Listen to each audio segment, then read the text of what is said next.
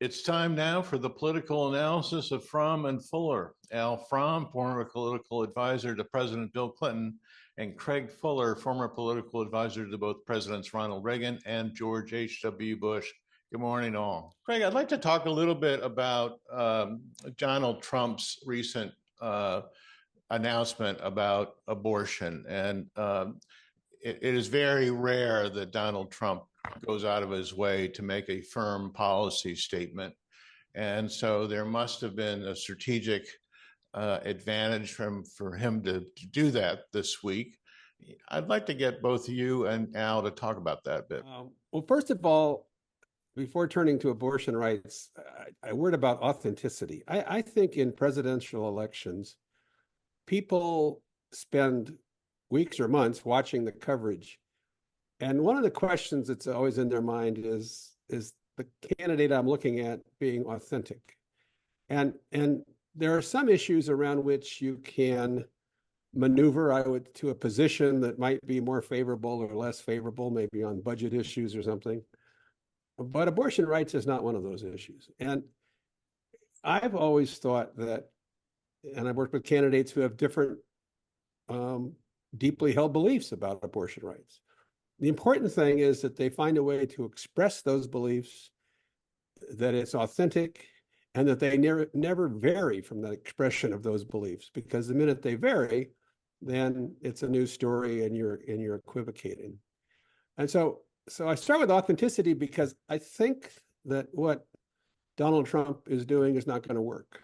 I actually don't think he really issued so much of a policy statement as he acted as, reporter in chief and told us what the Supreme Court had decided, and that is the states will decide this. I might mention that I think most of the reporting coming out of that statement was incorrect. They said that Trump said it should be decided by the states, but actually he did not say that. He said it will be.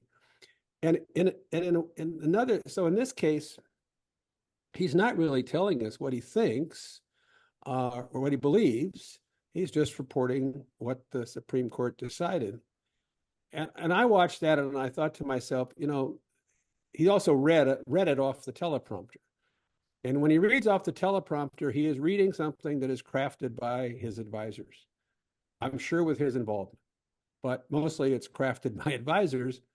And those advisors wanted to try to find this middle ground that would satisfy, I guess, the majority of voters.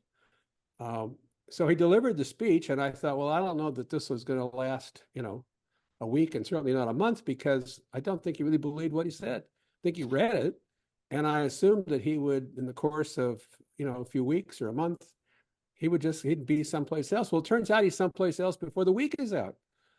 Having said in the beginning of the week that the states will decide, he now says that Arizona is that they've gone too far in embracing, by the way, an 1864 law or a piece of legislation that bans abortion in almost all cases. So he's now proclaimed that's too far. Well, that's not what he said in the beginning of the week. And so he is guaranteing, I might add, so are the Republicans, and certainly the Republicans in Arizona. Republicans in Arizona control all the branches of the government, including they appoint the justices of the court.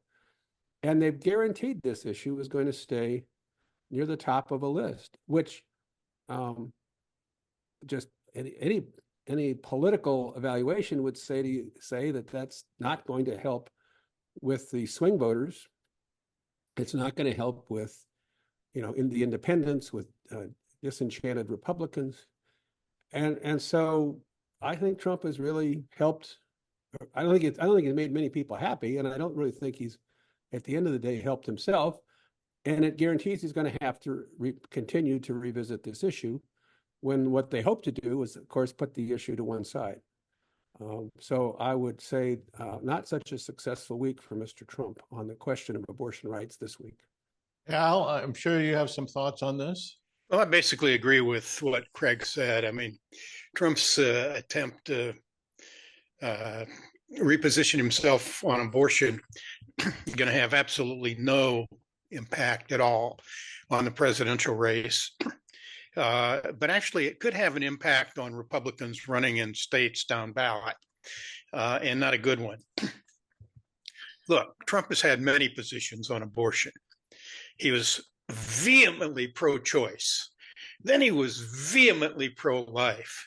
He even told Chris Matthews in 2016 that women and doctors who are involved in abortions should be punished.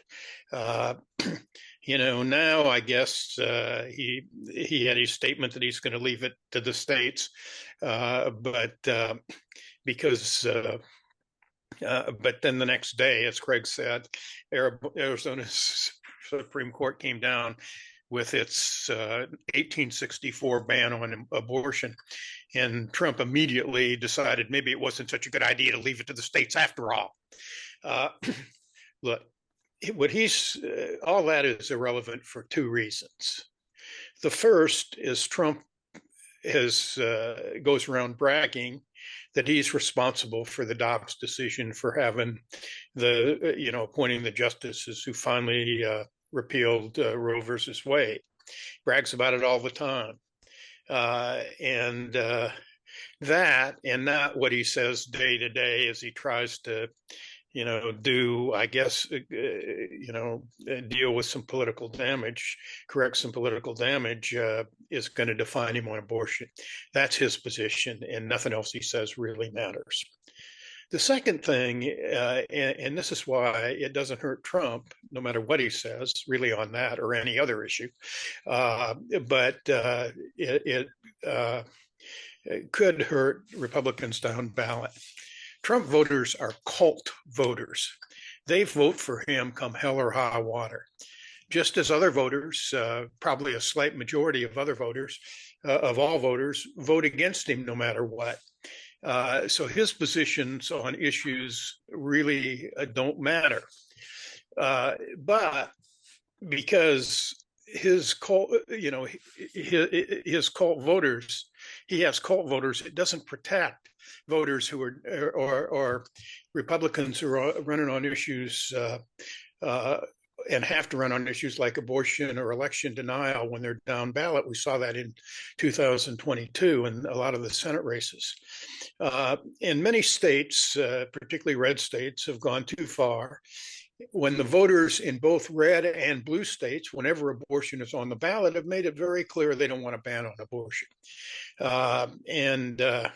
So my guess is all this activity, and because the Republicans take these positions in the states, there are going to be more and more states with abortion on the ballot in 2024. That probably, as I said, won't hurt Trump, but it could really affect Republicans down ballot. I just want to make one more brief point. The most important political news of the week, in my view, not surprisingly, was a New York Times piece that was written by I think their two best reporters, Jonathan Swan and Maggie Haberman, that talked about how Trump supporters and Trump are covertly encouraging third-party candidates. And as we've talked about here, on many times, that really is the most important story of this election, because you got Trump with a high ceiling or high floor. He, is going to get his 46, 47% of the vote, probably a little higher than that in the swing states that are have more non-college white voters.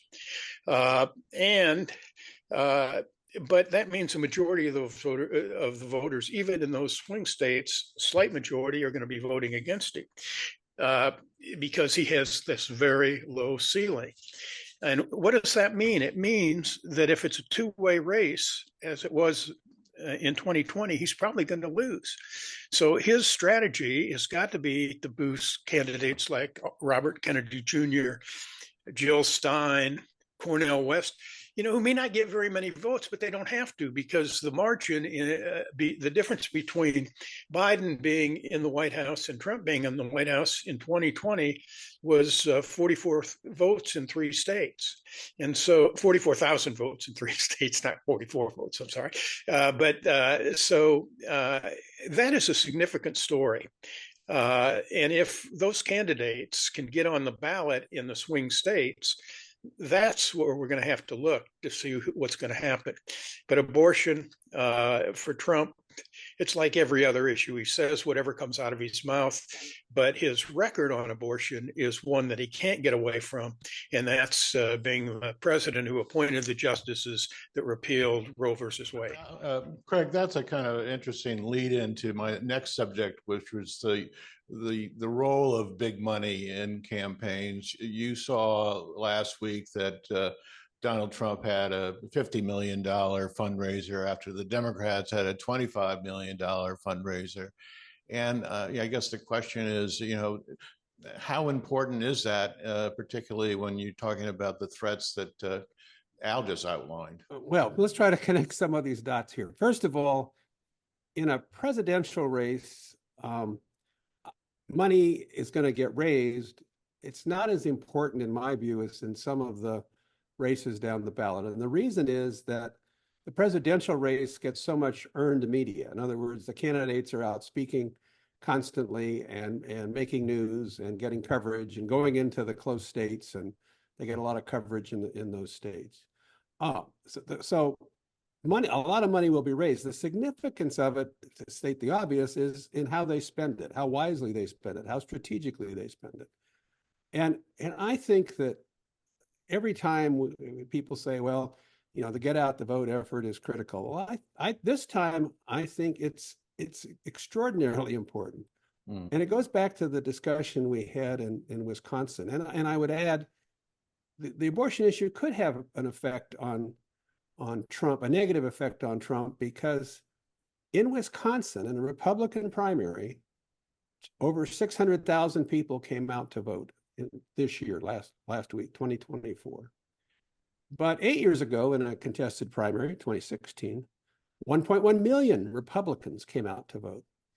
So Trump's challenge is that, yes, he has this strong base of support, but 30% of the people who came out to vote this time voted against him. 400 and some thousand Republicans who voted in 2016 didn't show up at all. And it's the lack of authenticity. It's the using the abortion issue in the way in which he's using it that I think really causes ripples throughout the Republican voter population, so that many stay home and many look for another candidate. If he can't get those voters out in Wisconsin and in other close states, he cannot win in those states because the margin is so tight. Last time, 20,000 votes in that state.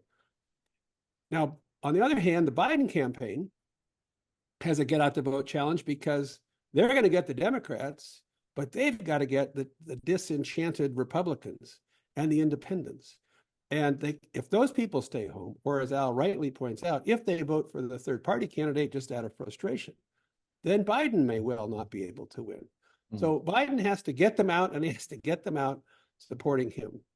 And the money, probably the most, I agree with Al, probably the most cynical aspect of this whole election are those big dollar, high, dollar donors who, don't really care how they win, they just want to win. And if winning means supporting somebody that's never going to win, that they don't really even like, but that'll take votes away for Biden so that they can advance Trump, they'll do it. Yeah. And they ought to be called out on it. Now, that will happen in the course of a campaign.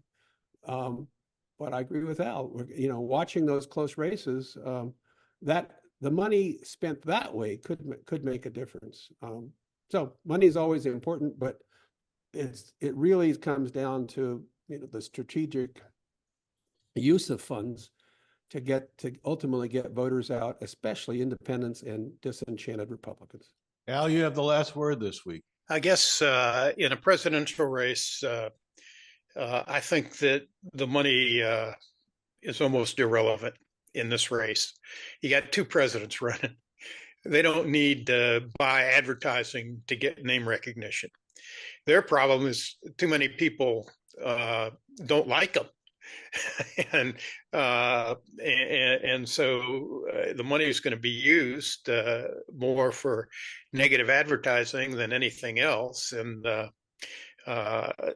so I don't think it's going to make any difference. I mean, I just think about how different it was, Craig, in 1992 when we started out, and we had to face Craig's incumbent president, and Bill Clinton had to face George H.W. Bush, and we had no money. And so, all of us would give, who were trying to help him, go to our home states and contribute $250 because you needed so many $250 contributions to get public funding in those days. Well, we're way past the days of public funding, and these guys are going to have whatever money they want. Most voters already have made up their minds, so it's probably not going to make any difference who gets the most. Biden had this early big lead in fundraising, but Trump, he's going to catch up. There were two really interesting pieces I read this week. One was Tom Etzel, who used to be with the Post and now writes a weekly column in the New York Times, and Joe Klein, a great political reporter, now just does a blog on, but they both wrote about how big money Republicans who, spoke out against Trump after January 6th were, said he was never fit for office again, are now forking up the big money. And some of it is because of greed, and they think he's going to cut their taxes.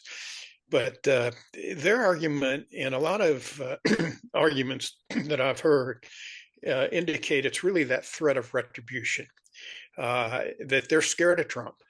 And they're afraid that on his day one of being dictator, he will do things that will irrevocably hurt their businesses. And so, look, so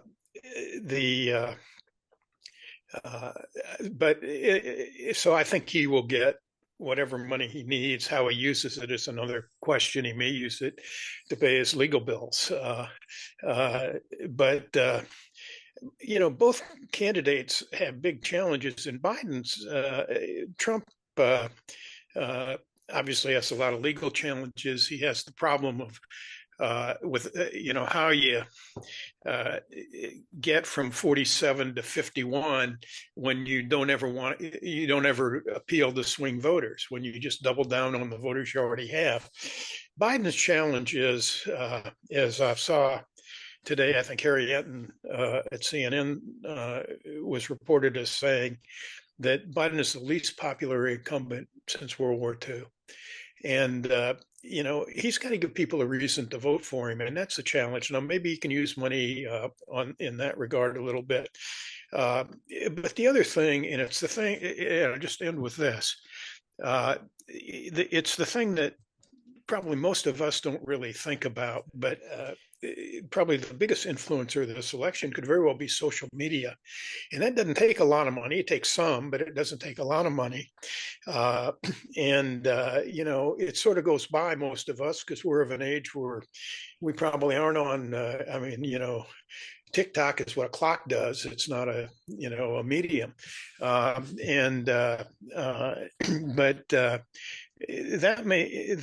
may be where a lot of the important information that sways a close election actually gets out.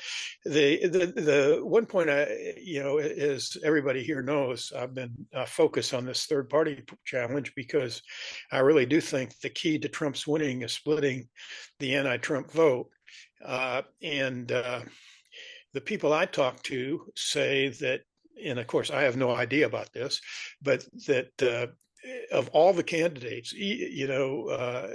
RFK Jr. is the strongest and most prominent on social media, but we don't see that. And so I guess I'd just end there. The most important money Trump would probably spend is to try to get Kennedy on ballots in swing states.